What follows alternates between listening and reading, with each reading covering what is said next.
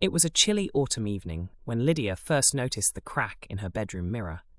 It was slender and serpentine, creeping from the bottom left corner to the center like a frozen bolt of lightning.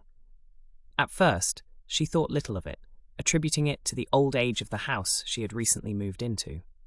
However, each night, as Lydia lay in bed, she couldn't shake off the feeling that there was something peculiar about the mirror.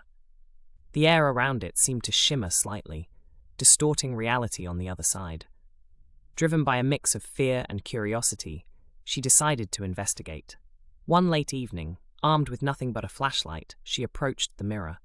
The closer she got, the colder the air felt, and the shimmer transformed into a subtle glow. Lydia reached out a hesitant hand towards the crack, and to her astonishment, found that her fingers seemed to dip into another dimension, rippling the surface as if it were water. Gathering her courage, Lydia stepped through the mirror. On the other side, she found herself in her own room, but with notable differences. The colors were duller, the furniture slightly altered in design, and outside the window, the cityscape was unrecognizable, dominated by structures twisted into impossible shapes. A newspaper dated 5 years in the future lay on her desk. Lydia, now realizing what had occurred, was in a parallel universe, a reflection tainted by what could have been. As she explored this new world, she noticed pictures on the wall, images of herself with a family she did not recognize, certificates of achievements she never accomplished in her actual life. Walking outside, she observed society was markedly different here. Technology had taken a divergent path, one that emphasized integration with nature rather than domination of it. Solar panels covered every rooftop, and lush gardens filled spaces between buildings. Yet, despite the technological advancements, there was a palpable sense of melancholy in the air. People walked with hunched shoulders, their eyes dull.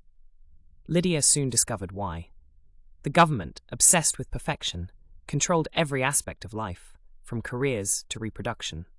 Everyone was assigned roles that ensured maximum productivity and minimal error.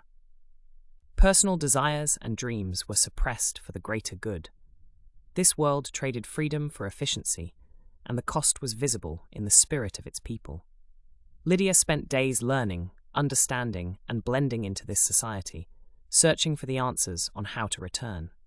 In her exploration, she met an underground group of rebels who opposed the government's stringent control.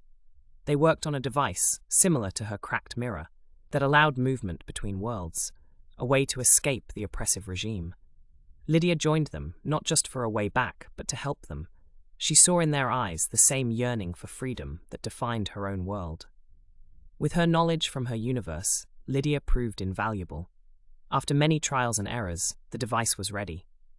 As they activated it, government forces stormed their hideout.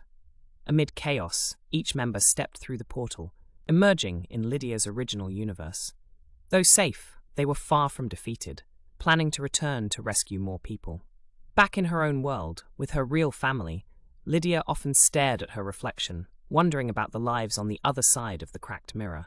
She knew she couldn't ignore their suffering. The mirror was no longer just a household item. It was a doorway, a responsibility, and Lydia was ready for whatever came next. Armed with knowledge and a team of brave souls eager to make a difference in not just one, but 2 worlds. The girl who once overlooked the smallest crack in her mirror now saw it as the biggest opportunity to effect real change.